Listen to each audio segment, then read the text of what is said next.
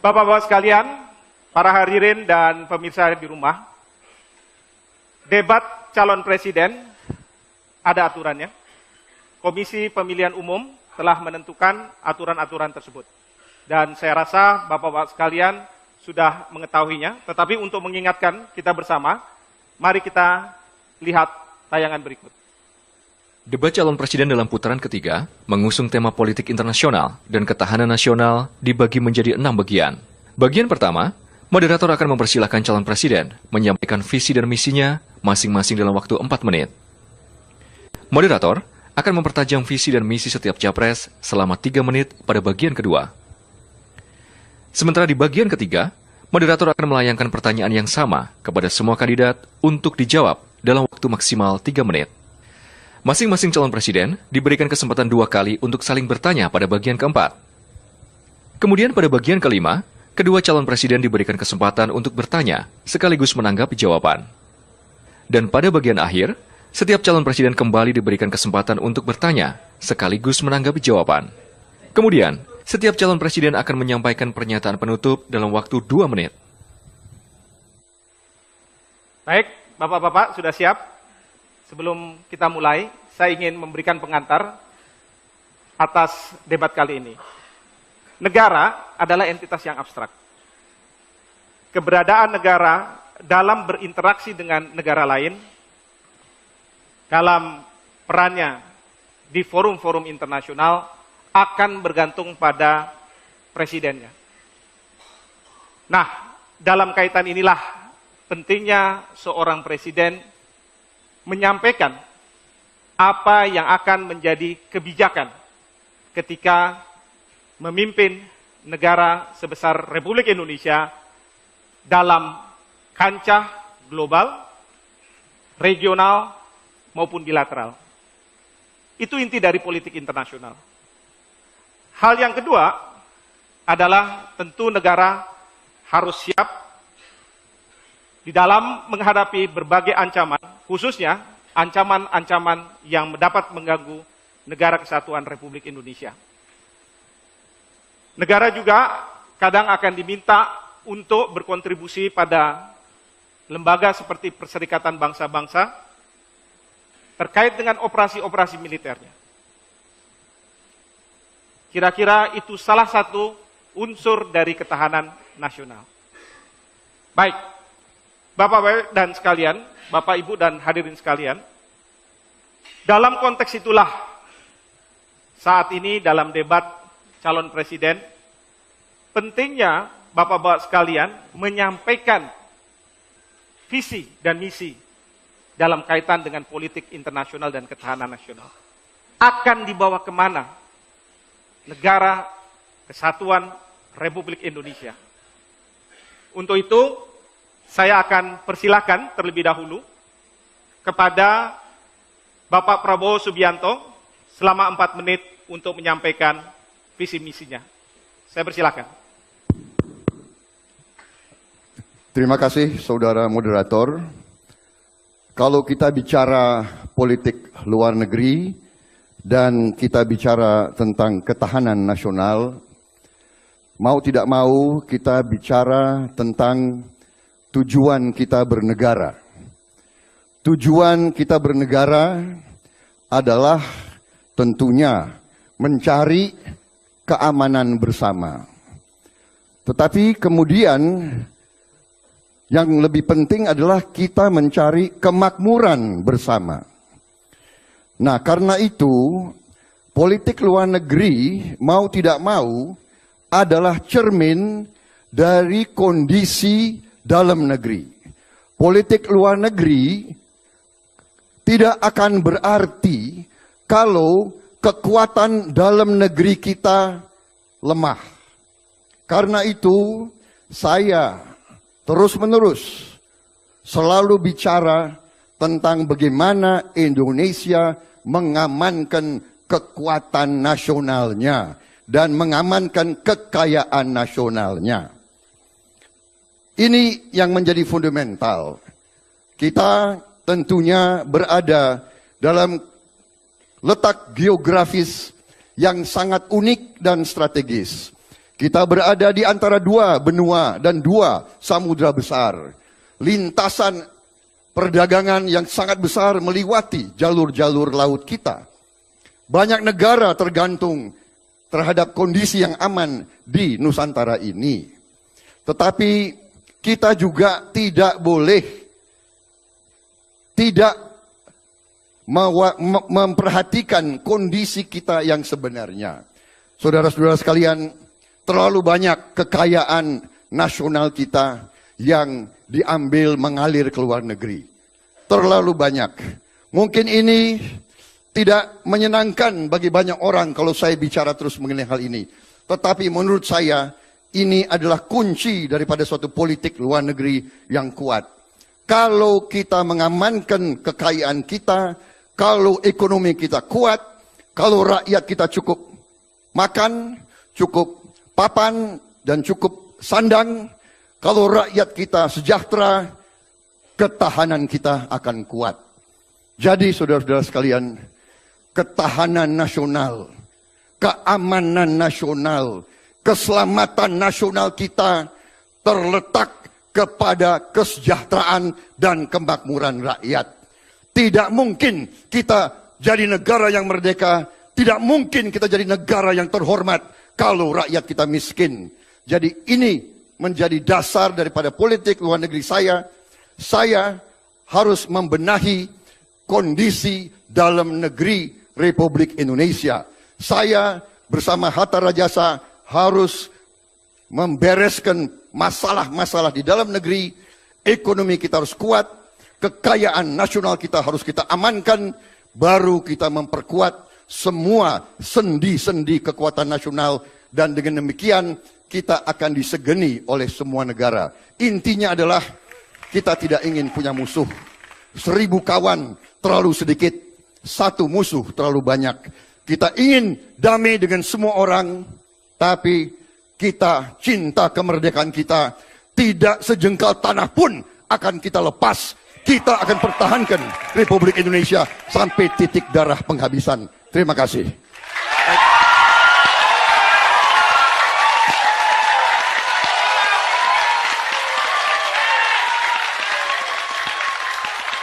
Baik, terima kasih Pak Prabowo.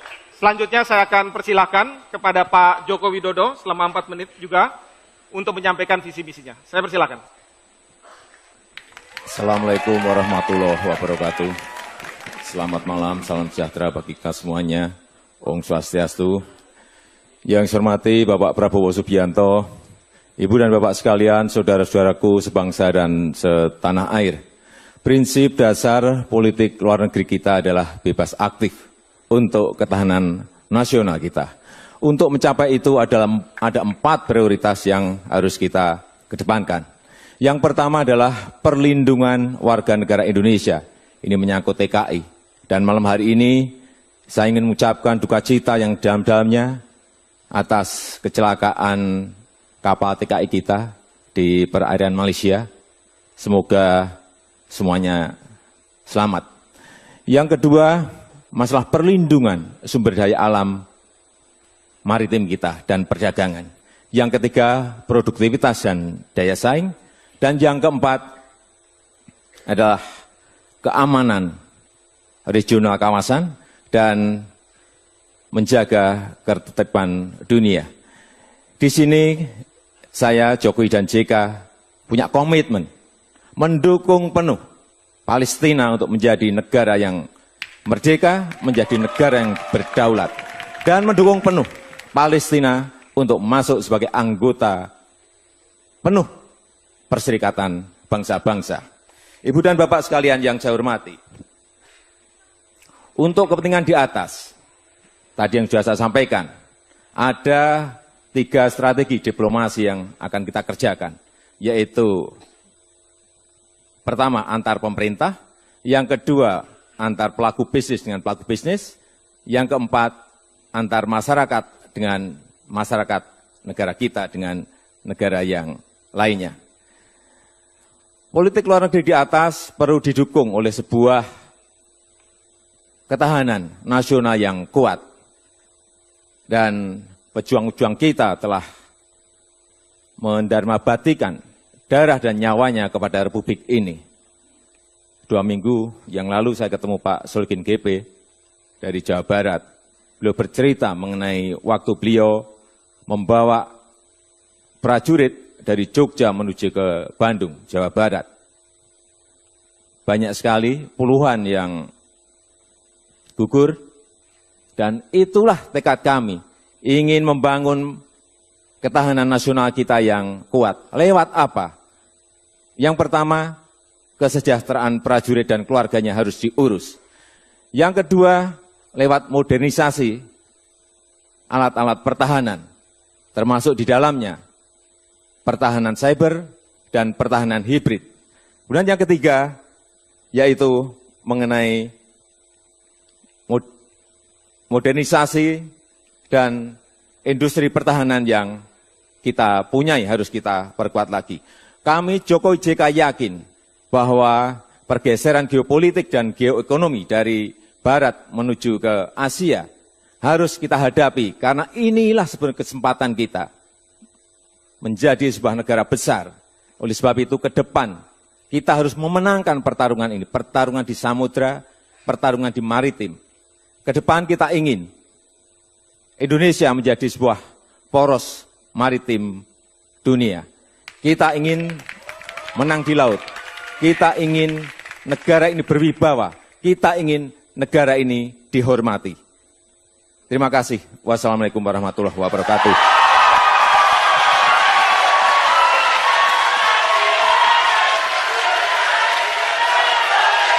Baik, terima kasih Pak Joko Widodo. Para pemirsa sekalian, kita harus jeda dan kita akan memasuki segmen berikutnya, yaitu segmen penajaman visi misi. Oleh karena itu, kita tunggu setelah pesan-pesan berikut ini.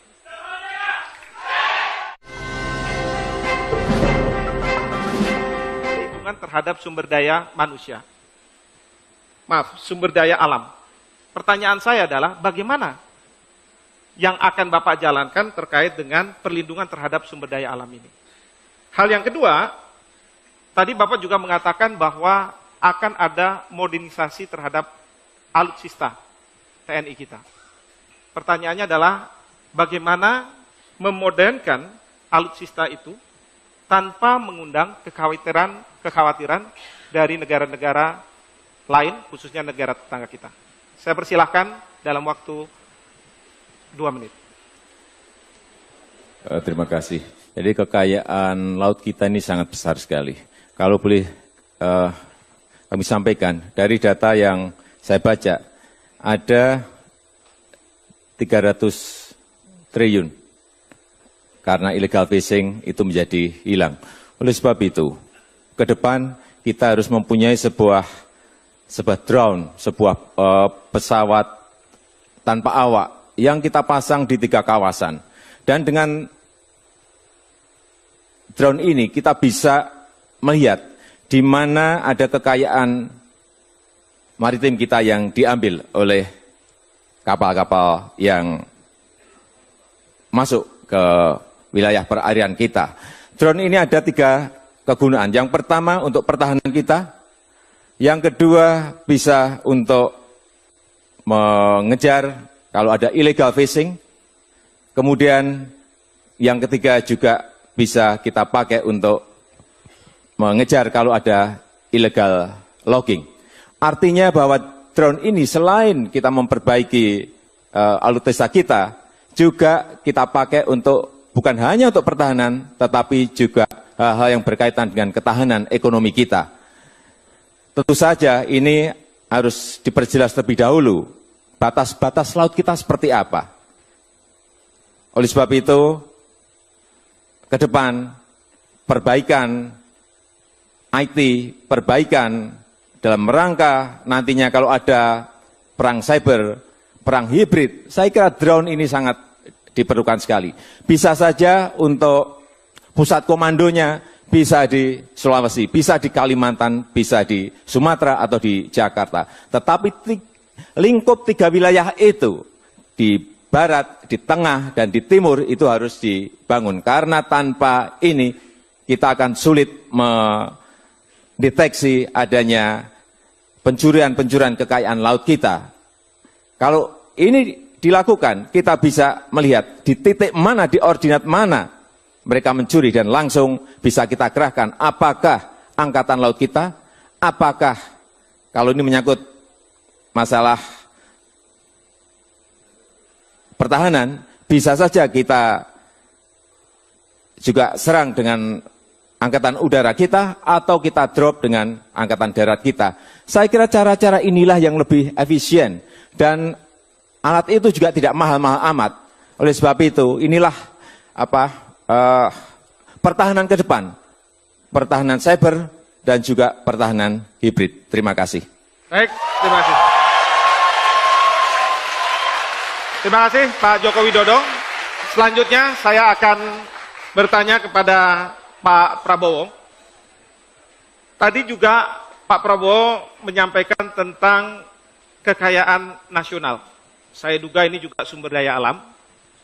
Pertanyaan saya adalah apakah kekayaan nasional ini terkait dengan apa yang disampaikan oleh Pak Joko Widodo atau lebih dari itu? Kalau bisa lebih spesifik. Lalu pertanyaan kedua adalah terkait dengan politik luar negeri merupakan cermin dari kondisi atau kepentingan dalam negeri.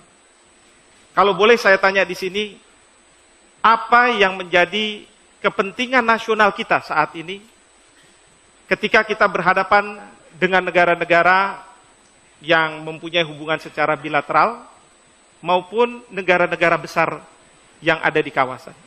Saya persilahkan. Baik, terima kasih saudara moderator.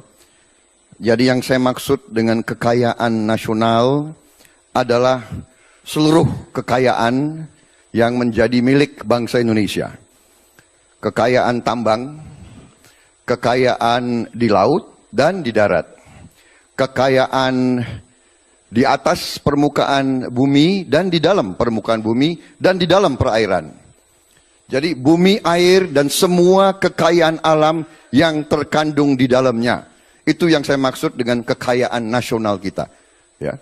Kekayaan nasional kita ini yang harus kita amankan dan ini yang terlalu banyak bocor. Bagaimana bocor? Ya. Bocor, ya bocor. Bocor artinya mengalir dari luar negeri, dari Indonesia ke luar negeri. Ya.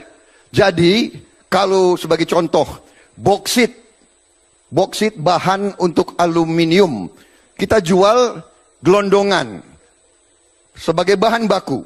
Kemudian kita import aluminiumnya. Itu namanya bocor. Mengalir kekayaan nasional, mengalir keluar, tidak tinggal di Indonesia. Itu yang saya maksud.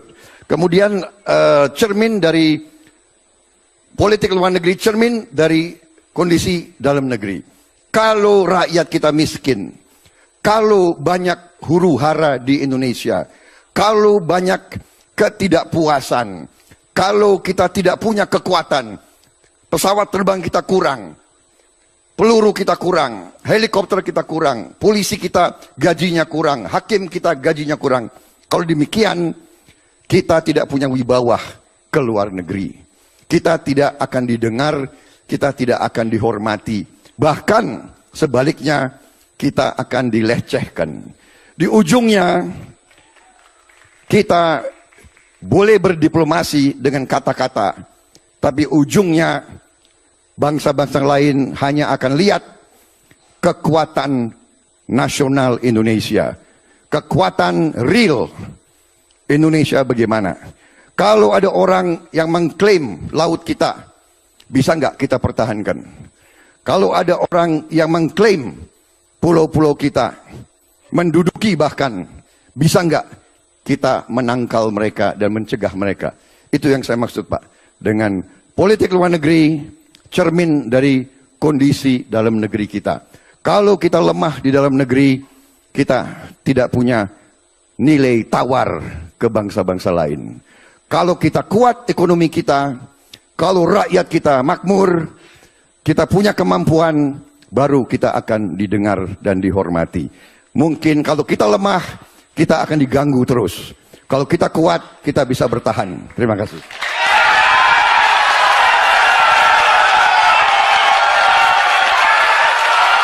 Baik, terima kasih Pak Prabowo. Para pemirsa dan hadirin sekalian, kita sudah lalui segmen kedua, penajaman visi misi. Selanjutnya kita akan memasuki segmen ketiga, namun setelah pesan-pesan berikut ini.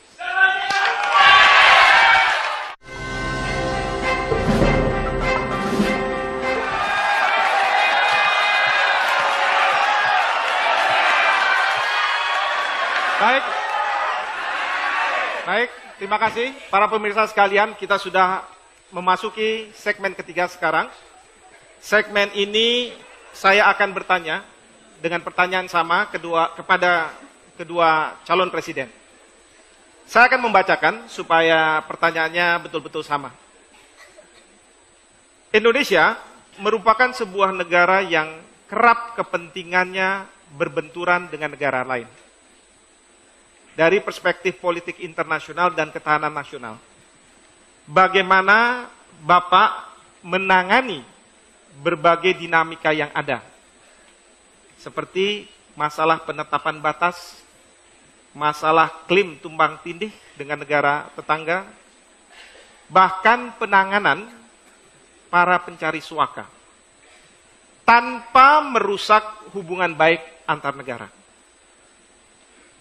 Dalam kaitan tersebut, apakah akan ada ruang untuk digunakannya diplomasi militer? Baik, saya akan beri kesempatan kepada Pak Prabowo untuk pertama menjawab pertanyaan ini. Saya persilakan. Terima kasih, Saudara Moderator. Memang tugas utama sebuah pemerintahan adalah untuk melindungi segenap tumpah darah, dan karena itu tugas pemerintah haruslah menjaga kepentingan nasional bangsa kita. Apabila kepentingan nasional bangsa kita terusik atau berbenturan dengan negara lain, tentunya kita harus mempertahankan kepentingan nasional kita. Nah, disinilah selalu kita kembali kepada kekuatan nasional. Jadi, kita selalu harus berdialog. Saya selalu tadi prinsip yang saya sampaikan, 1000 kawan terlalu sedikit, 1 lawan terlalu banyak. Kita butuh persahabatan dengan semua lingkungan kita. Kita tidak punya masalah prinsip. Kita menghormati semua negara, tetapi ada kepentingan inti yang tidak bisa kita tawar-menawar, yaitu keutuhan wilayah negara kesatuan Republik Indonesia. Tidak satu jengkal pun akan kita lepas atau kita biarkan lepas. Tidak satu jengkal pun. Tidak 1 meter pun atau senti pun laut kita akan kita serahkan kemanapun. Tapi ini semua merupakan kepentingan inti kita, core national interest, hak kita untuk membelanya, hak kita untuk mempertahankannya, tetapi ujung-ujungnya adalah kekuatan nasional kita. Kita boleh teriak-teriak, tapi di ujungnya bisa enggak kita pertahankan core national interest kita. Inti daripada kepentingan nasional kita. Jadi saya akan mengutamakan diplomasi, persahabatan. Saya ingin mengedepankan the good neighbor policy. Politik tetangga yang baik. Kita akan selalu santun sesuai dengan kepribadian bangsa Indonesia. Kita selalu tenggang rasa dengan bangsa lain. Kita akan mengerti dan berusaha mengerti kepentingan bangsa lain. Tapi kita juga akan meyakinkan bangsa lain. Tolonglah mengerti kesulitan Indonesia. Tolonglah mengerti kepentingan Indonesia. Dan saya kira dengan saling pengertian, insya Allah kita akan mencapai persahabatan yang baik di antara semua lingkungan kita. Terima kasih. Baik.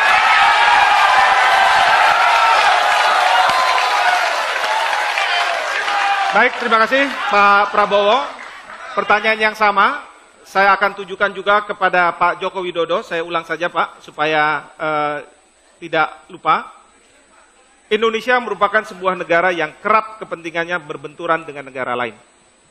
Dari perspektif politik internasional dan ketahanan nasional, bagaimana Bapak akan menangani berbagai dinamika yang ada, seperti masalah penetapan batas, klaim tumpang tindih, bahkan penanganan para pencari suaka, tanpa merusak hubungan baik antar negara.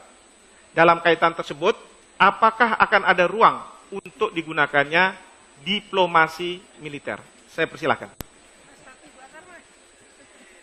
Tadi sudah saya sampaikan bahwa ada 3 strategi diplomasi yang akan kita gunakan, yaitu G2G, B2B, dan P2P.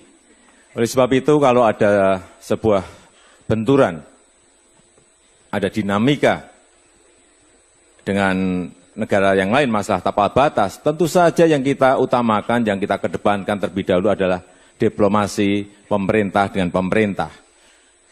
Dengan cara-cara seperti itulah saya kira nanti tapal batas kita, baik yang di darat maupun yang di laut akan bisa kita selesaikan.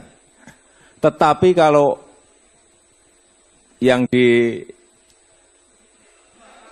dimasalahkan ini tidak selesai, tentu saja masih bisa kita carikan jalan keluar lagi tanpa melalui perang. Selalu saya sampaikan bahwa diplomasi dialog, diplomasi pemerintah dengan pemerintah inilah yang akan terus kita lakukan. Kalau mentok-mentoknya, ya dibawa ke Mahkamah Internasional untuk diputuskan. Tetapi bahwa diplomasi ini harus dikerjakan terlebih dahulu seintensif mungkin, sebisa-bisanya, sehingga apa yang menjadi kepentingan nasional, apa yang menjadi kepentingan rakyat, apa yang menjadi kepentingan untuk ketahanan nasional kita tidak terganggu karena benturan, karena masalah dinamika kita dengan negara yang lain. Kami meyakini bahwa apabila kita bisa mengirimkan diplomat-diplomat kita yang baik untuk menyelesaikan masalah-masalah yang ada, setiap problem pasti ada solusinya. Setiap masalah pasti ada jalan keluarnya.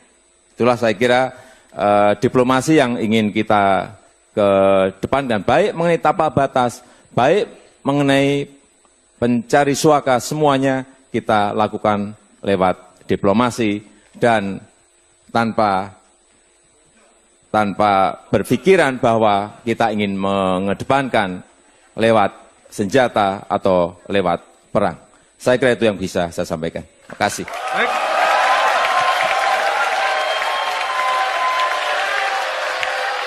Terima kasih Pak Joko Widodo. Saya akan bertanya, pertanyaan kedua yang saya tujukan terlebih dahulu kepada Pak Joko Widodo. Ada 2 subpertanyaan. Bagaimana upaya Bapak dalam memberikan perlindungan warga negara di luar negeri, terutama para pekerja perempuan? Yang kedua, bagaimana Bapak membuat kebijakan-kebijakan untuk mengambil peran penting yang menjadikan Indonesia disegani oleh banyak negara, termasuk di luar kawasan. Lebih khusus, Indonesia menjadi pemimpin di ASEAN. Saya persilahkan. Terima kasih. Untuk masalah TKI, persoalan yang harus kita selesaikan adalah yang pertama masalah sebelum penempatan. Ini harus rampung dulu, harus dirampungkan dulu. Baik mengenai seleksi, baik mengenai pelatihan, bagi TKI itu harus betul-betul detail dilihat dan diawasi. Jangan sampai yang kita kirim ke sana adalah yang belum melalui seleksi dan belum melalui sebuah pelatihan-pelatihan. Kemudian, kalau sudah dikirim, data di kedutaan besar kita harus komplit. Artinya apa? Kedutaan besar kita, KBRI kita bisa memberikan perlindungan kepada warga yang ada di negara itu. Dan tentu saja itu harus dikontrol, harus ada manajemen pengawasan, harus ada cek setiap bulannya. Apakah kondisi mereka dalam kondisi yang baik? Apakah kondisi mereka tidak pada kondisi yang disiksa atau dianiaya?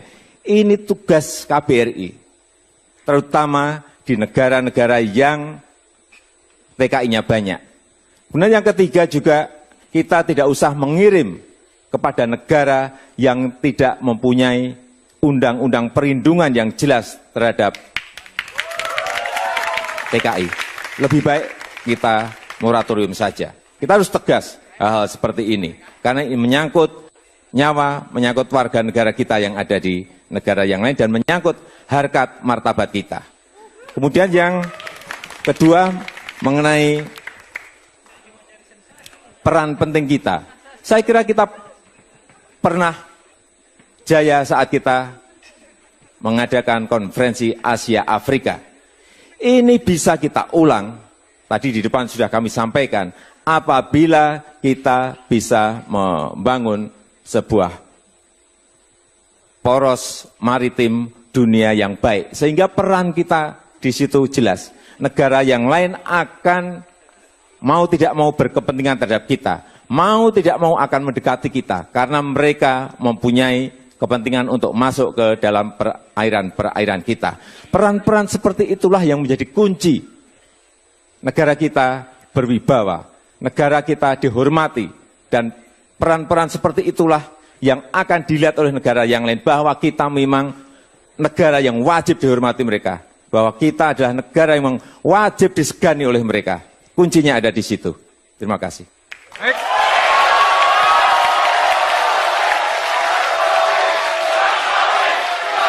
Baik, terima kasih Pak Joko Widodo. Saya akan beralih sekarang kepada Pak Prabowo dengan pertanyaan yang sama. Saya akan ulangi, bagaimana upaya Bapak dalam memberikan perlindungan warga negara di luar negeri, terutama pekerja perempuan? Dan subpertanyaan berikutnya adalah, bagaimana kebijakan Bapak agar peran penting yang menjadikan Indonesia disegani oleh banyak negara, termasuk di luar kawasan, dan Indonesia menjadi pemimpin di ASEAN. Saya persilahkan.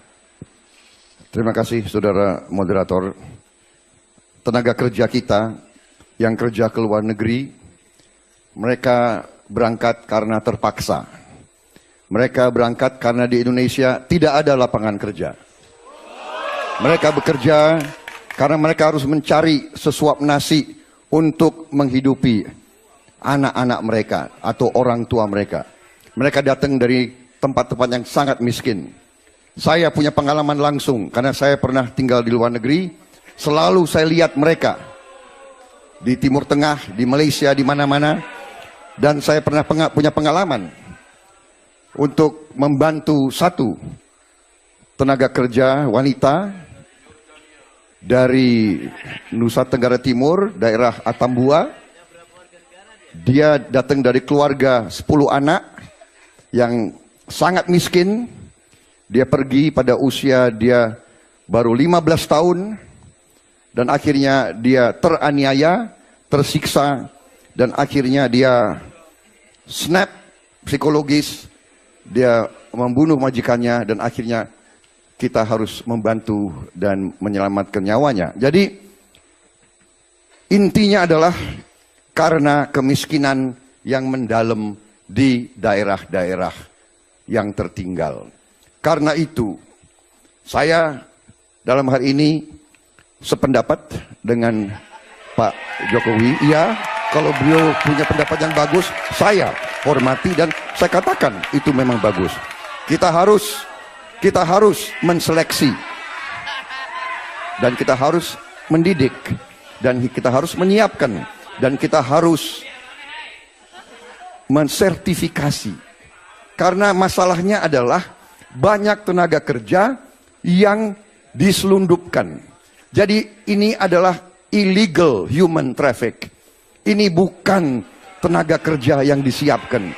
Kewajiban pemerintah kita harus siapkan tenaga-tenaga kerja dengan pendidikan yang baik, supaya pekerjaan mereka di luar pun penghasilannya baik.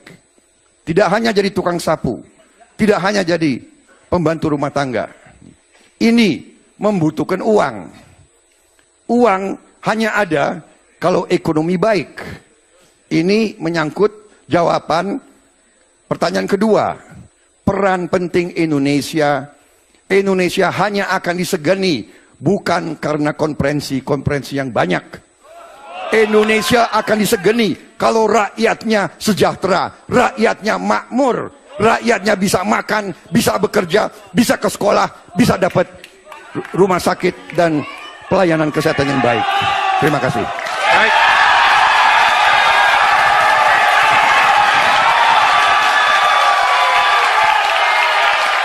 Baik, terima kasih Pak Prabowo.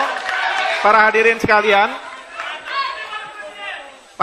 sekalian dan para pemirsa, kita sudah melewati segmen ketiga dan sebentar lagi kita akan memasuki segmen keempat.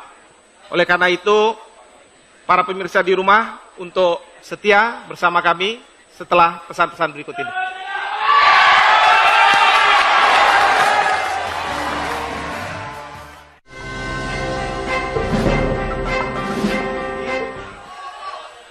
Para capres akan bertanya dan kemudian saling menjawab.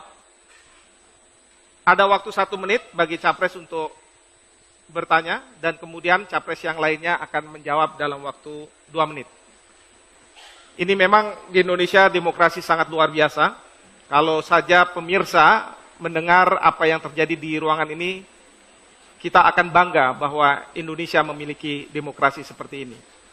Dan di Indonesia juga para calon presiden bisa saling bertanya dan kemudian saling memberikan penjelasan. Baik, saya akan memulai dari Pak Joko Widodo untuk menyampaikan pertanyaan dalam waktu 1 menit kepada Pak Prabowo. Saya persilakan Pak Joko. Bapak Prabowo, Bapak sering mengatakan mengenai pentingnya perubahan dan soal perubahan.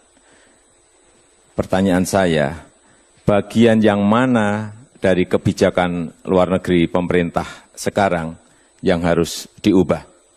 Terima kasih. Baik, terima kasih Saudara Joko Widodo. Saya sering bicara perubahan, tetapi kalau yang tidak perlu dirubah, ya tidak usah dirubah. Jadi kebetulan di bidang politik luar negeri, saya melihat bahwa politik luar negeri Indonesia sekarang di bawah pemerintah SBY sudah dalam jalur yang benar. 1000 kawan terlalu sedikit, 1 lawan terlalu banyak. Jadi kalau yang sudah baik, untuk apa dirubah? Jadi jangan salah arti, saya ingin mengusung perubahan pada bidang dan sektor di mana perlu ada perubahan. Kalau ada kekurangan kita perbaiki. Kalau sudah baik, untuk apa kita perbaiki? Kalau sudah baik kita pertahankan, kita teruskan. Jadi kebetulan harus diakui bahwa dalam hal politik luar negeri, ya pemerintah SBY saya kira cukup menonjol, cukup diakui. Ya, itu salah satu prestasi beliau. 10 tahun membawa stabilitas, perdamaian, ya, dan hal ini jangan dianggap remeh. Perdamaian jangan dianggap remeh. Kita lihat tiap malam di televisi, di Timur Tengah, di mana-mana negara lain penuh perang saudara dan kekacauan. Ya, kalau ada sekarang pemerintah yang punya politik yang benar, politik luar negeri, saya yang pertama mengakui, saya tidak minta perubahan asal perubahan. Ya, itu mungkin salah pengertian Pak Joko Widodo. Saya ingin yang baik kita pertahankan. Kalau bisa kita tingkatkan. Jadi good neighbor policy stabilitas dan Baik. perdamaian untuk Indonesia. Baik, terima kasih Pak Prabowo. Sekarang giliran Pak Prabowo untuk menyampaikan pertanyaan kepada Pak Joko Widodo. Saya persilakan Pak.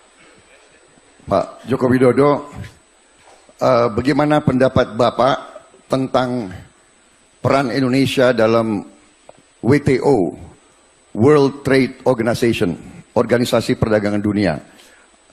Apakah kita merasa manfaat atau menurut Bapak jalan ke depan bagaimana? Terima kasih. Terima kasih Pak Prabowo. Saya persilahkan Pak Joko Widodo, 2 menit dari sekarang. Terima kasih. Kita ikut di WTO memang ada plus minusnya. Dalam hal perdagangan, baik waktu kita masuk ke barang-barang kita masuk ke sebuah negara, ada tarif dan non-tarif, ada barier juga di sana. Oleh sebab itu, kalau kita tidak ikut di dalam WTO, barang-barang kita juga akan sulit untuk masuk ke sebuah negara. Dan menurut saya, kita ikut WTO akan untung asal kita punya produktivitas, kita punya daya saing, dan barang-barang kita kompetitif di pasar dunia. Sehingga kita bisa masuk ke semua negara. Bisa masuk ke semua negara. Oleh sebab itu, pentingnya kita memperkuat produktivitas dan daya saing itu. Dan kalau ada barang yang masuk dari luar ke Indonesia, tentu saja ini juga sangat mengganggu kita. Tetapi sekali lagi, kalau harga-harga kita kompetitif, kalau harga-harga kita bisa bersaing, saya kira tidak ada masalah. Hanya sekarang memang daya saing kita ini rendah. Inilah saya kira yang harus kita kerjakan. Inilah yang menjadi PR kita, agar kita mempunyai harga-harga yang produktif, harga-harga yang punya daya saing, sehingga kita bisa masuk ke pasar mana saja. Tugas kita ke depan saya kira ini, agar barang-barang industri kita yang berorientasi ekspor itu bisa masuk ke semua pasar. Meskipun kita ngerti bahwa mau masuk ke sebuah pasar harus ada eco-labeling, ingin masuk ke sebuah pasar harus dikarantina, di sana terlebih dahulu pasti ada yang tarif maupun non-tarif, ada barier di sana. Terima kasih. Baik, terima kasih.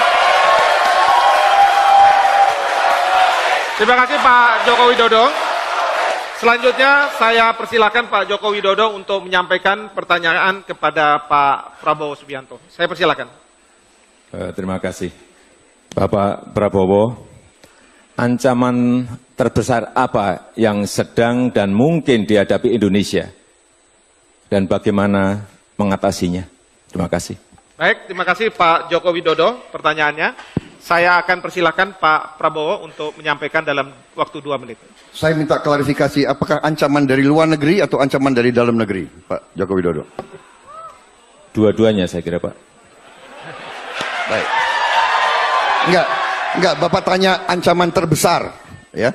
Baik, kalau begitu saya simpulkan ancaman terbesar dari luar negeri dan ancaman terbesar dari dalam negeri.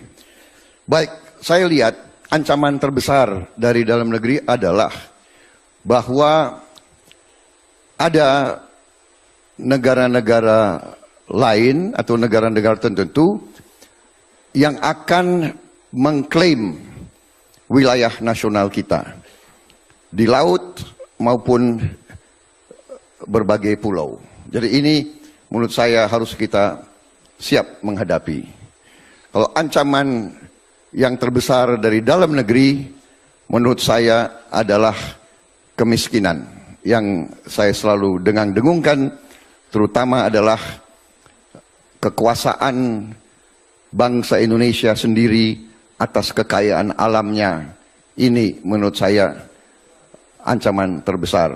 Tidak dikuasainya oleh bangsa sendiri kekayaan alam kita. Kalau dengan demikian kita tidak punya tabungan kekayaan nasional untuk menghadapi kebutuhan mengurangi kemiskinan rakyat kita. Saya kira, terima kasih. Baik. Terima kasih Pak Prabowo, sudah cukup ya Pak ya. Baik, selanjutnya saya ingin beri kesempatan kepada Pak Prabowo untuk menyampaikan pertanyaan kepada Pak Joko Widodo. Saya persilakan Pak, 1 menit. Saudara Joko Widodo, tadi Bapak tanya ancaman terbesar, saya balik bertanya. Saya ingin bertanya kira-kira strategi Bapak ataupun kebijakan Bapak bagaimana seandainya ada wilayah nasional kita yang diduduki oleh bangsa lain atau diklaim dan selanjutnya diduduki. Terima kasih. Baik, terima kasih Pak Prabowo. Saya persilakan kepada Pak Joko Widodo 2 menit untuk menjawabnya. Saya kira jawaban saya sama bahwa diplomasi pemerintah dengan pemerintah akan kita kedepankan terlebih dahulu. Kemudian juga tentu saja ada tahapan-tahapan menuju ke sana. Kalau memang pendudukan itu, pendudukan jelas bahwa pulau itu adalah milik kita, ini akan berbeda. Karena sudah menyangkut kedaulatan kita, sudah menyangkut kepentingan nasional kita, sudah menyangkut kepentingan rakyat kita. Ini beda. Tetapi kalau memang karena masalah batas yang masih belum jelas, batas maritim yang belum jelas, batas patok di darat yang belum jelas, diplomasi pemerintah dengan pemerintahlah yang ingin kita kedepankan. Tetapi kalau sudah menduduki dan itu jelas milik kita, ya apapun ini akan kita lakukan. Apapun akan kita lakukan. Kita harus tegas bahwa hal-hal yang menyangkut kedaulatan dan itu jelas wilayah kita, ya kita akan buat rame, Pak.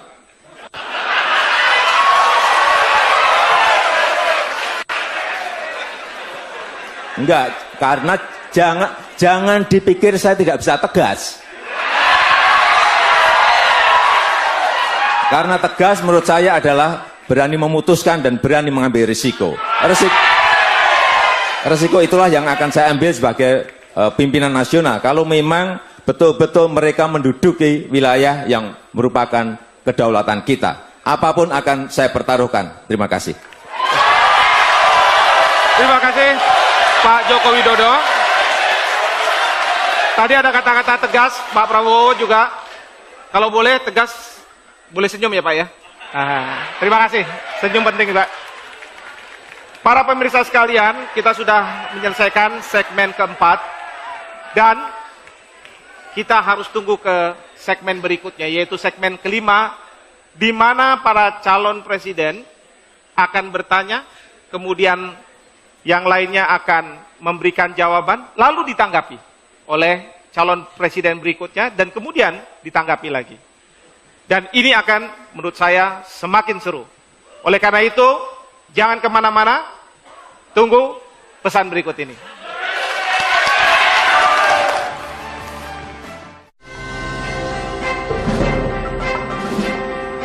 Baik, terima kasih para hadirin dan pemirsa sekalian.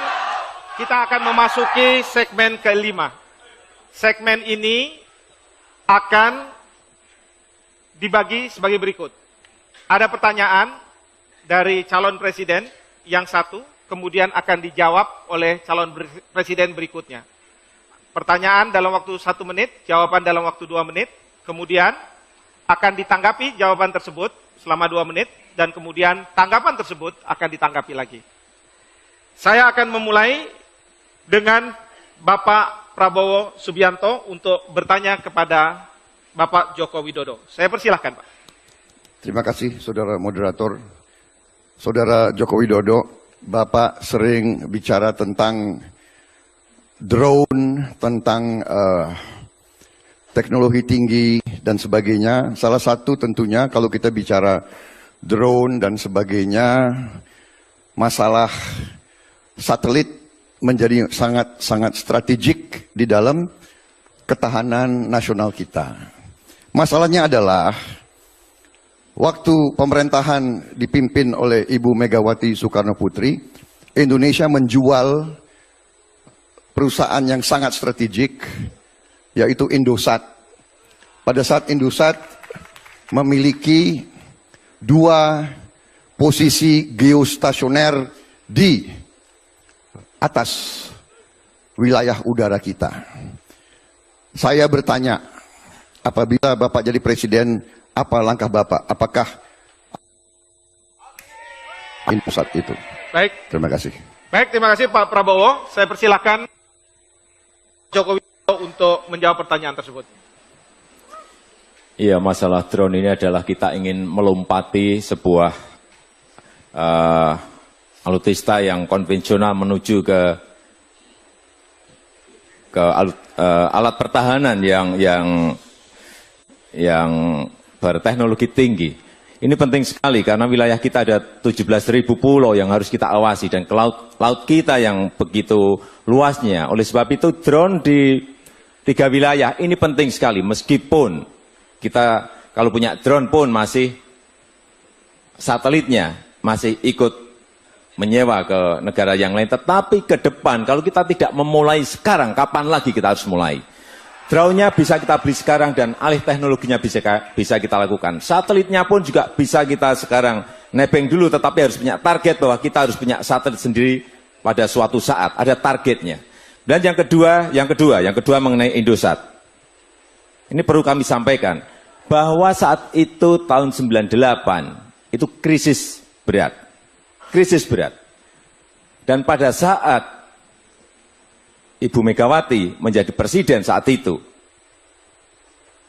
kondisi ekonomi masih belum baik. Kita jangan berbicara sekarang pada posisi normal, tetapi bicaralah pada saat krisis dan imbas dari krisis. Keuangan APBN kita masih berat.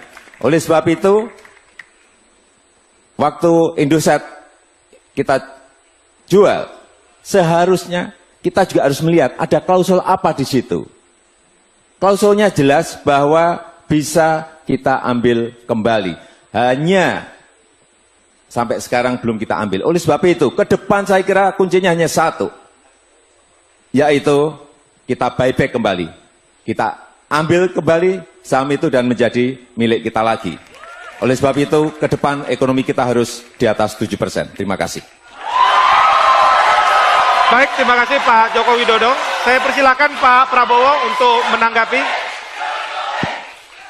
Jadi saya sudah dapat suatu penjelasan. Jadi Bapak berniat akan membeli kembali Indosat apabila Bapak jadi presiden.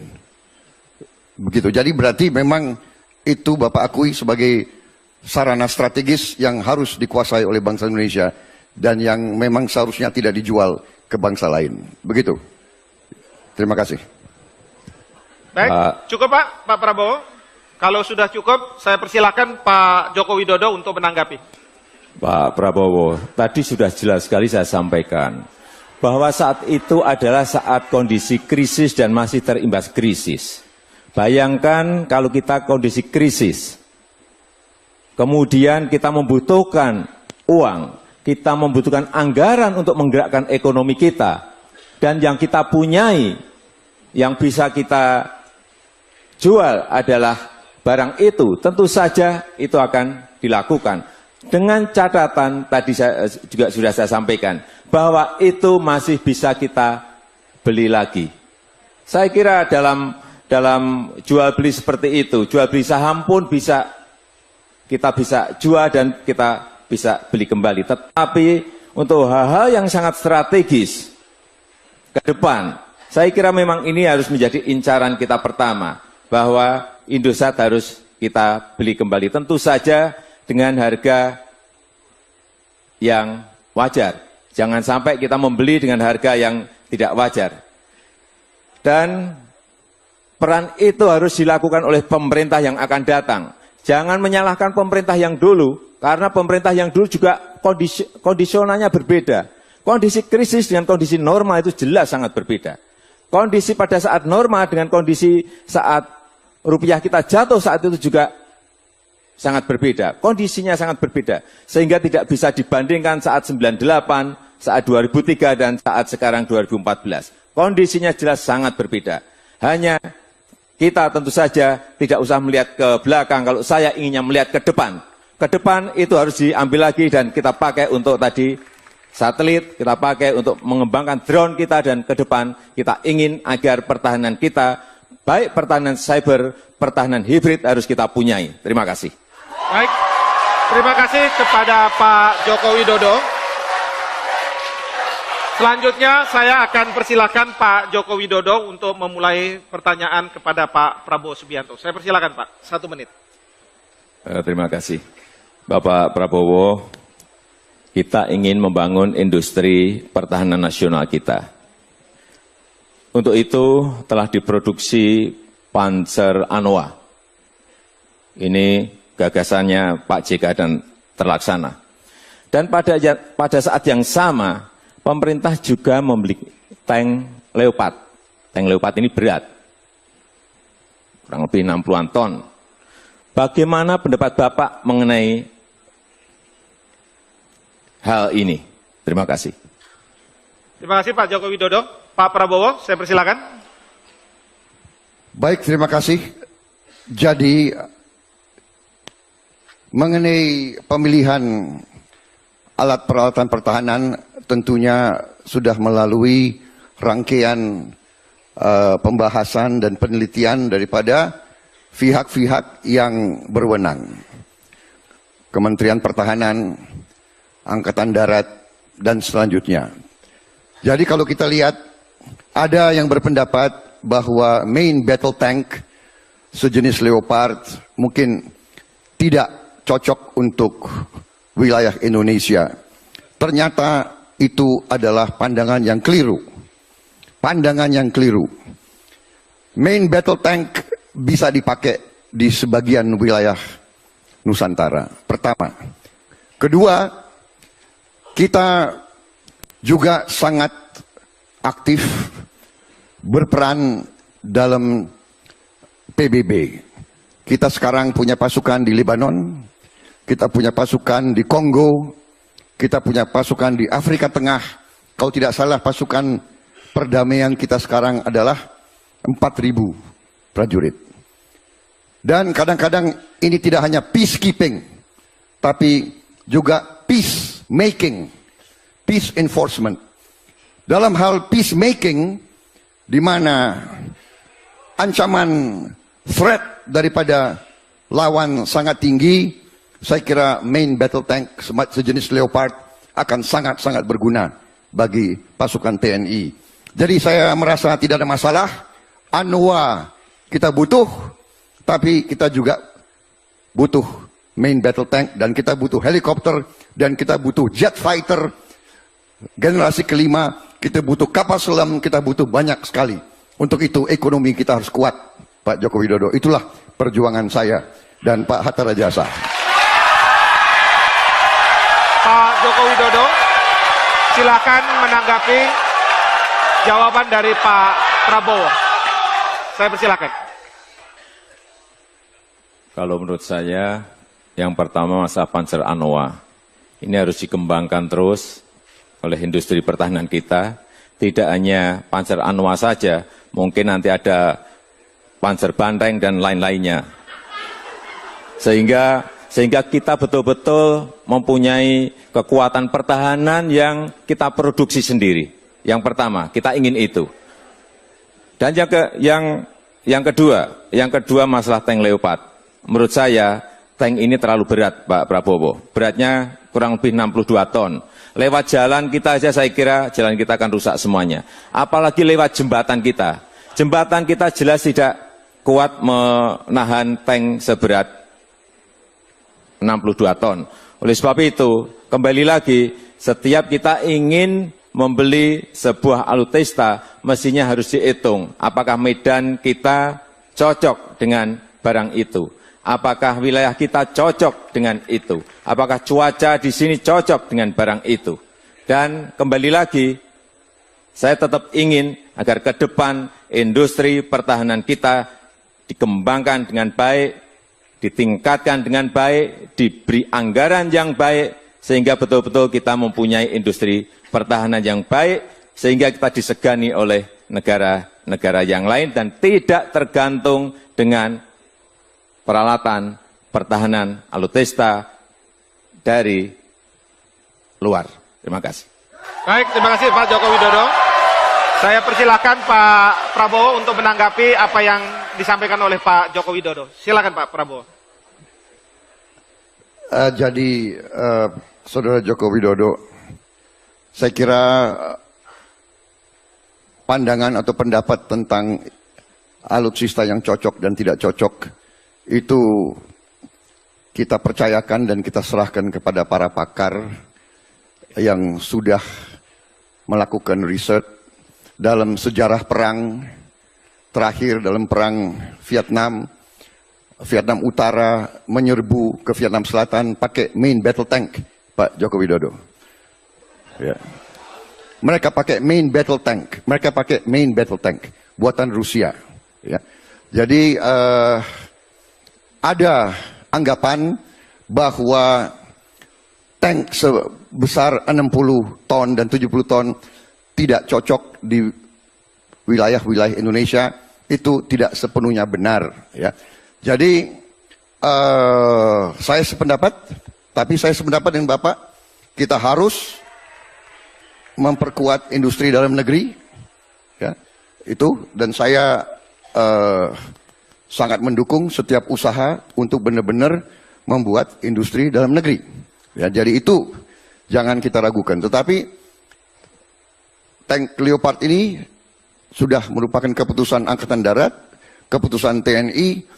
Ya, pasti harus kita gunakan dan manfaatkan sebagai bagian daripada arsenal kita. Ya. Jadi saya kira itu, ya, tetap saya utamakan nanti di ujungnya adalah bahwa pandangan saya pertahanan terbaik adalah kemakmuran dan kesejahteraan rakyat Indonesia. Kita boleh punya tank, boleh punya jet fighter, boleh punya semua. Kalau rakyat kita tidak sejahtera, tidak ada gunanya. Terima kasih. Baik, terima kasih Pak Prabowo. Pak Prabowo, sekarang giliran Bapak untuk bertanya kepada Pak Joko Widodo. Saya persilahkan dalam waktu 1 menit. Saudara Joko Widodo, bagaimana pandangan Bapak tentang peran Indonesia dalam masalah Laut Cina Selatan? Terima kasih. Saya persilahkan Pak Joko Widodo. Terima kasih. Ini adalah urusan negara yang lain dengan negara yang lain. Tetapi kalau kita bisa masuk dan berperan juga lebih baik. Tetapi harus kita amati. Harus kita cek apakah kita masuk ke sebuah konflik yang justru membuat kita menjadi berhubungan tidak baik dengan Tiongkok, atau kita bisa memberikan jalan keluar atau solusi bagi konflik itu.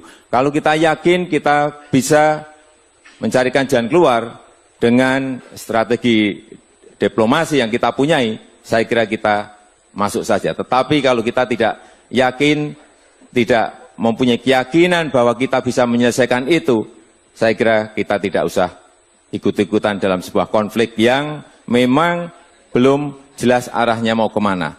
Yang jelas kepentingan nasional tetap nomor 1, tetapi kita juga ingin berperan di dalam setiap masalah-masalah yang ada di kawasan kita, di kawasan regional kita, dengan catatan-catatan bahwa konflik-konflik yang ada itu kita bisa berperan dan bisa kita ikut mencarikan solusi, bisa kita ikut menyelesaikan masalah-masalah yang ada. Saya kira itu. Baik, saya persilakan Pak Prabowo untuk menanggapi jawaban tadi. Masalahnya Pak Joko Widodo adalah bahwa sebagian wilayah maritim kita termasuk diklaim oleh salah satu negara yang jadi masalah di Laut Cina Selatan. Itu masalahnya. Jadi yang saya ingin tanya, bagaimana sebaiknya kita bersikap dalam hal itu. Karena kita juga bagian dari ASEAN. Ya, ada 4 negara ASEAN yang punya klaim. Bagaimana kita sebagai katakanlah negara terbesar di ASEAN, apakah kita abstain sama sekali atau kita membela 4 kawan-kawan kita di ASEAN itu dalam masalah Laut Cina Selatan itu? Terima kasih. Baik, terima kasih Pak Prabowo. Pak Joko Widodo, silakan ditanggapi. Tadi sudah saya sampaikan, kalau kita berperan dan peran itu kita bisa memberikan keuntungan pada negara-negara kawan kita di ASEAN, itu kita lakukan. Tetapi kalau kita tidak mempunyai sebuah solusi yang benar, tidak mempunyai sebuah jalan keluar yang benar, proses diplomasi yang ingin kita lakukan tidak memberikan manfaat untuk apa?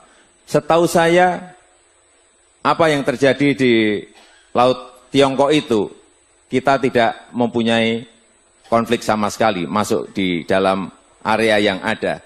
Hanya memang peran kita, kalau memang dibutuhkan, kita bisa masuk dengan catatan tadi yang sudah beberapa kali saya sampaikan, harus ada manfaatnya. Harus bisa memberikan solusi dan harus bisa memberikan jalan keluar agar konflik itu tidak meluas dan memberikan dinamika yang tidak baik terhadap kawasan di ASEAN ini. Konflik-konflik seperti itu saya kira memang lebih baik apabila secepatnya diselesaikan, dan peran itu saya kira bisa dilakukan dengan strategi diplomasi yang di depan tadi sudah saya sampaikan. Tetapi kalau peran itu memang tidak ada manfaatnya, untuk apa kita melakukan? Terima kasih. Baik, terima kasih Pak Joko Widodo. Para pemirsa dan hadirin sekalian, sekarang giliran Pak Joko Widodo bertanya. Ini pertanyaan kedua kepada Pak Prabowo dalam waktu 1 menit. Saya persilakan Pak Joko Widodo. Terima kasih. Bapak Prabowo, apa yang salah dalam hubungan Indonesia dan Australia sehingga seringkali naik dan turun, sering sekali panas dan dingin? Terima kasih. Silakan Pak Prabowo. Baik, terima kasih. Saya kira secara jujur saya merasa bahwa masalahnya tidak terletak di pihak Indonesia, Pak Joko. Saya kira masalahnya adalah mungkin Australia ada semacam kecurigaan atau fobia terhadap kita. Ya. Jadi mungkin kita negara yang jumlah penduduknya besar sekali, kemudian dianggap kita seringkali emosional begitu. Kita pernah beberapa kali lakukan tindakan-tindakan militer. Jadi mungkin itu bagi mereka, mereka menganggap kita sebagai ancaman. Mungkin. Ya. Saya kira dari kita tidak ada masalah. Jadi tidak ada yang salah dari kita. Kita ingin bersahabat. Semua pemerintah Indonesia yang saya kenal, ya kan, ingin bersahabat baik dengan mereka. Jadi kalau menurut saya nanti kewajiban kita untuk yakinkan kawan-kawan kita di Australia bahwa we want to be good neighbors. Kita ingin jadi tetangga yang baik. Kita tidak mau berbuat yang enggak-enggak. Ya. Kita ingin hidup damai dan kita ingin bersahabat sama Australia. Kita bukan ancaman bagi Australia. Kita harus yakinkan mereka dan kita harus buktikan bahwa kita memang niatnya baik. Saya kira begitu, tapi tentunya kita juga harus tegas dalam mempertahankan core national interest kita, kepentingan nasional inti kita. Jadi kita tidak ada masalah sama Australia, kita harus yakinkan Australia bahwa kita ingin bersahabat baik dengan mereka. Terima kasih. Silakan ditanggapi Pak Joko Widodo. Silakan ditanggapi Pak Joko Widodo. Kalau menurut saya ada 2 hal penting dalam hal hubungan kita dengan Australia. Yang pertama, ada ketidakpercayaan. Ini masalah trust. Sehingga terjadi dalam beberapa bulan yang lalu masalah penyadapan. Ini hanya masalah ketidakpercayaan, masalah trust antar negara. Oleh sebab itu ke depan menurut saya diplomasi pemerintah dengan pemerintah, antar pelaku bisnis dengan pelaku bisnis, antar masyarakat dengan masyarakat itu terus dilakukan dan terus digalakkan.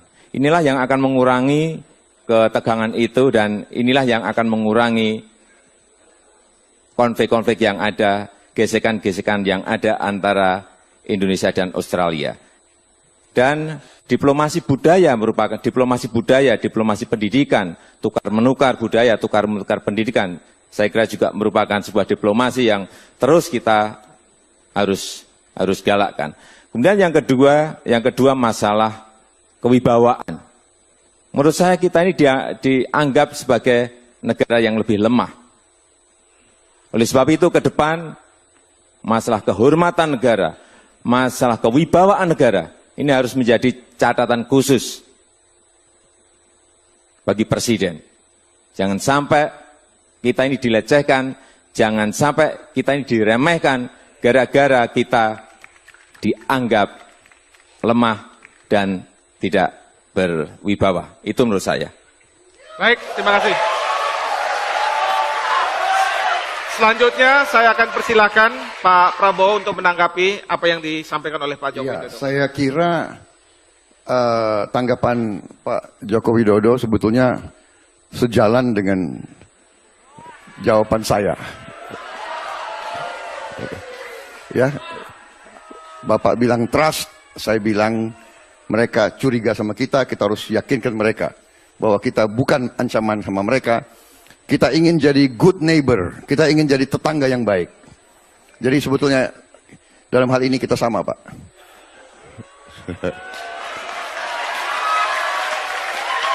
Loh, bukan, kalau baik ya baik. Ini Pak, penonton lebih galak dari kita, Pak ya.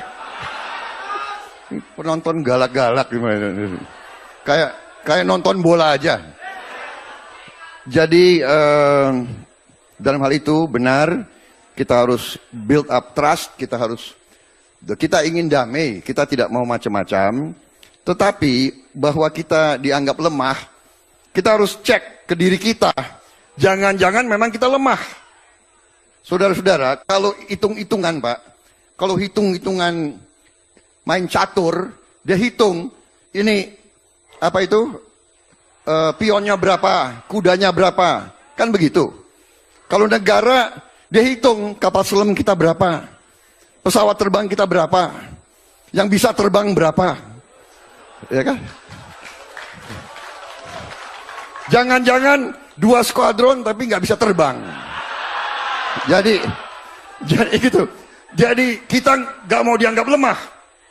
Saya nggak lemah, tapi nggak punya kekuatan, ya dianggap lemah.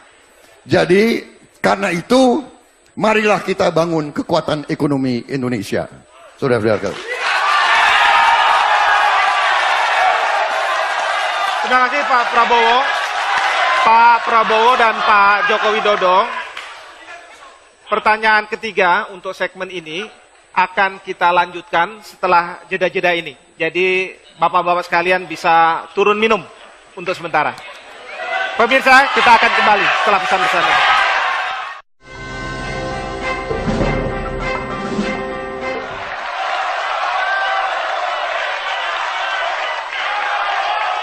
Baik, Pak Prabowo dan Pak Joko Widodo, kita masih ada satu pertanyaan dari Pak Joko Widodo, kemudian nanti juga ada satu pertanyaan dari Pak Prabowo dan kemudian dari Pak Joko Widodo. Saya persilahkan pertanyaan pertama disampaikan oleh Pak Prabowo kepada Pak Joko Widodo. Saya persilahkan Pak, 1 menit. Terima kasih Saudara Moderator. Saudara Joko Widodo, menurut Bapak apakah postur angkatan perang kita sudah cukup kuat? Apa perlu ditambah atau dikurangi. Kalau ditambah dengan keterbatasan dana, caranya bagaimana? Kita punya kekuatan. Kalau tidak salah, dari pasukan darat saja kita punya sekitar 160 batalion, padahal kita punya 500 kabupaten. Berarti ada sekitar 350 kabupaten yang kosong pertahanannya. Terima kasih. Mohon tanggapan dan pandangan Bapak bagaimana mengisi kabupaten-kabupaten yang kosong tidak ada tentaranya. Terima kasih. Baik, terima kasih. Pak Joko Widodo, saya persilakan. Terima kasih Pak Prabowo.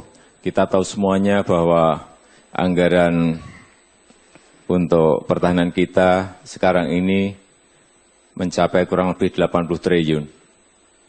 Kalau ekonomi kita tumbuh di atas 7%, kami meyakini dalam waktu 4-5 tahun bisa mencapai 3 kali lipat. Kurang lebih 200-an 10 triliun. Ini sebuah angka yang besar. Oleh sebab itu kekurangan-kekurangan yang ada bisa kita tambahkan asalkan dengan catatan sekali lagi ekonomi kita tumbuh di atas 7%. Baik mengenai jumlah prajurit untuk wilayah-wilayah yang kosong dan baik juga untuk peralatan pertahanan kita. Semuanya memang masih jauh dari cukup. Oleh sebab itu, kuncinya ekonomi kita harus tumbuh di atas 7%. Dengan ekonomi tumbuh di atas 7% itu, kita akan mempunyai anggaran yang lebih besar, dan anggaran yang lebih besar itu akan bisa kita gunakan untuk baik untuk menambah jumlah prajurit kita, dan juga untuk menambah alutsista kita, menambah alat-alat pertahanan kita, sehingga betul-betul semuanya yang berada di wilayah negara kita ini betul-betul bisa kita kuasai dengan baik. Dengan peralatan-peralatan cukup, dengan personil yang cukup, baru kita berani menyampaikan bahwa kita memang betul-betul siap dan negara punya wibawa, negara akan dihormati oleh negara yang lain. Terima kasih. Baik, terima kasih. Selanjutnya saya akan persilakan Pak Prabowo untuk memberikan tanggapan atas jawaban Pak Joko Widodo. Apakah Bapak pernah memikirkan apakah Indonesia memerlukan suatu tentara cadangan atau tidak? Tentara semacam perlawanan rakyat, tentara cadangan teritorial begitu. Terima kasih. Baik, Pak Joko Widodo. Sangat diperlukan, karena apapun sekarang ini kita ingin juga melatih agar cadangan-cadangan yang ada ini ada di sipil. Baik Menwa yang dilatih, baik Hansip yang dilatih, baik rakyat yang dilatih, sehingga setiap saat diperlukan, setiap waktu diperlukan, mereka akan siap untuk di medan apapun. Inilah saya kira pertahanan semesta kita, agar kita tidak tergantung kepada jumlah tentara yang ada, karena memang anggarannya belum mencukupi, tetapi kesiapan kita di personil akan didukung oleh pertahanan dari sipil kita, seperti tadi yang saya sampaikan. Terima kasih. Baik, terima kasih. Bapak Joko Widodo, sekarang giliran Bapak untuk bertanya kepada Pak Prabowo Subianto. Saya persilakan Pak Joko Widodo. Terima kasih, Bapak Prabowo. Komunitas Ekonomi ASEAN, ASEAN Economic Community, akan berlaku akhir 2015. Untuk itu, daya saing ekonomi kita akan menjadi penting. Apa yang akan Bapak lakukan untuk meningkatkan daya saing itu dalam hal ini hubungan dengan negara yang lain. Terima kasih. Silakan Pak Prabowo. Baik, terima kasih. Inti daripada meningkatkan daya saing adalah bahwa kita memberi fasilitas, memberi insentif, memberi dukungan-dukungan kepada perusahaan-perusahaan kita tanpa kita melanggar ketentuan-ketentuan dalam perjanjian internasional tersebut.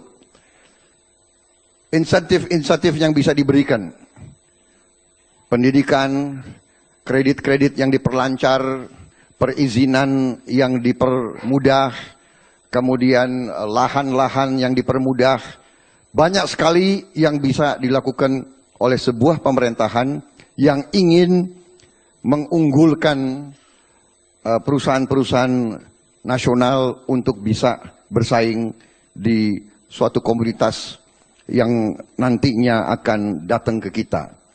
Ini juga butuh investasi besar-besaran di bidang pendidikan. Kita mau tidak mau harus menyiapkan sumber daya manusia kita untuk bisa berhadapan dengan keterbukaan nanti yang mau tidak mau kita sudah setujui dan kita harus hadapi. Tetapi pemerintah tentunya harus menjaga kepentingan nasional kita. Kita harus waspada dan kita harus evaluasi dampak-dampaknya, semua dampak daripada nanti keterbukaan itu kepada ekonomi kita dan kepada keselamatan daripada pengusaha dan perusahaan-perusahaan kita. Juga selalu saya kembali, kita harus sangat-sangat ketat dalam menjaga kekayaan nasional kita. Terutama kita harus paksakan processing industri supaya diterapkan di semua sektor industri di dalam negeri, di Indonesia. Terima kasih. Terima kasih Pak Prabowo, Pak Jokowi, mohon ditanggapi. Yang pertama, pembangunan manusia, terutama karena kita sudah dalam waktu yang sangat mepet. Oleh sebab itu, menurut saya pembangunan teknopark, pembangunan tempat-tempat latihan bagi anak-anak muda, kita harus segera dikerjakan. Karena ini sudah tinggal setahun, sudah sangat mepet sekali. Tidak ada ruang lagi kita untuk berbicara mau atau tidak mau. Ini harus kita hadapi. ASEAN Economic Community. Kemudian yang kedua, diplomasi perdagangan kita harus diperkuat bagi dubes-dubes yang berada di ASEAN. Artinya apa? Dubes-dubes kita harus menjadi marketer, harus mampu memarketingi, mampu memasarkan produk-produk yang ada di daerah-daerah. Baik produk industri kecil, baik produk-produk UKM yang sebetulnya ini mempunyai daya saing yang tinggi. Karena harganya masih sangat kompetitif, harganya punya daya saing.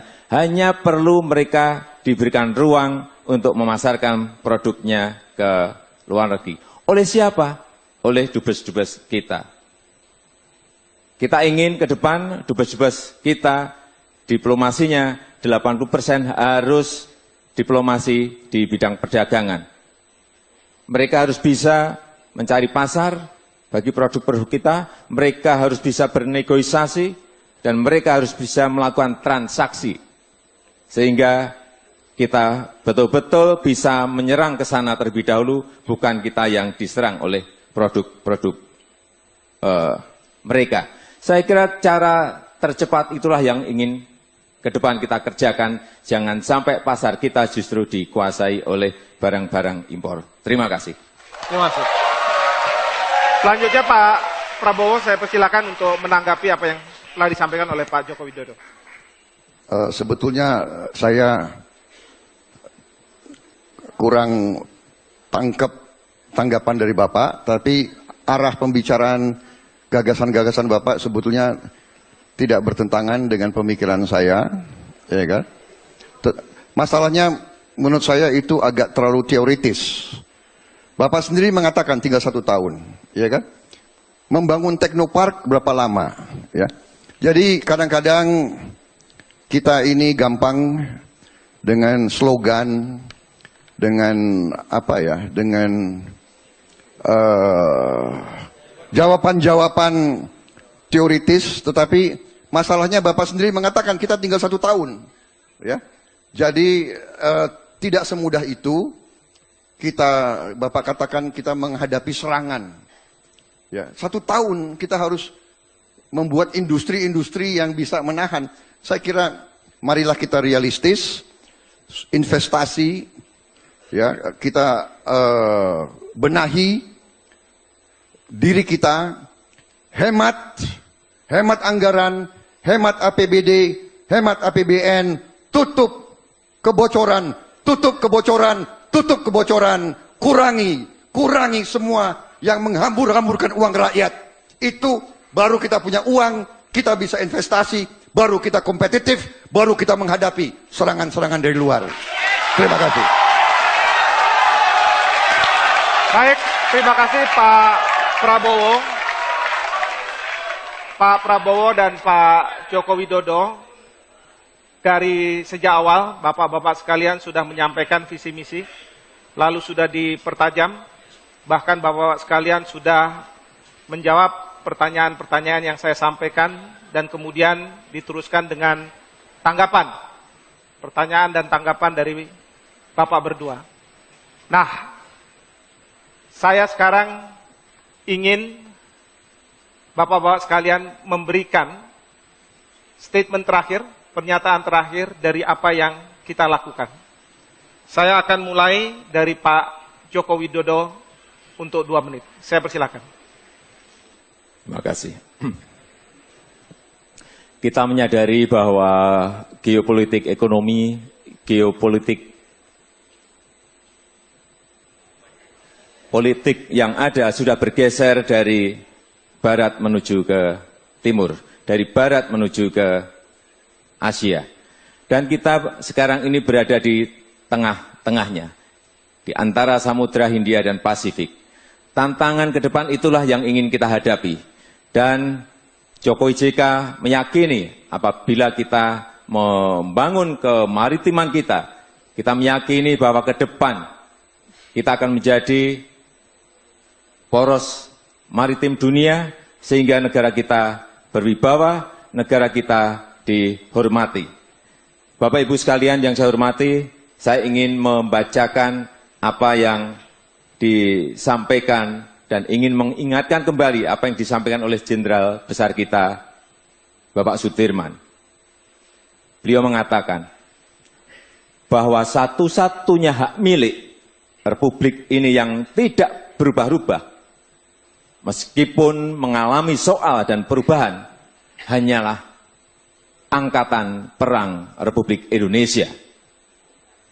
Marilah kita bersama-sama jadikan negara kita, Indonesia, sebagai bangsa pemenang. Dan kita semua memastikan pesan Jenderal Sudirman tersebut akan terus tegak dan kita dirikan. Terima kasih. Wassalamualaikum warahmatullahi wabarakatuh. Salam 2 jari. Terima kasih Pak Joko Widodo. Pernyataan akhir dari Pak Prabowo Subianto. Saya persilahkan. Baik, saudara moderator, saudara-saudara sekalian, dimanapun engkau berada, kita baru saja membahas masalah tentang politik luar negeri dan ketahanan nasional.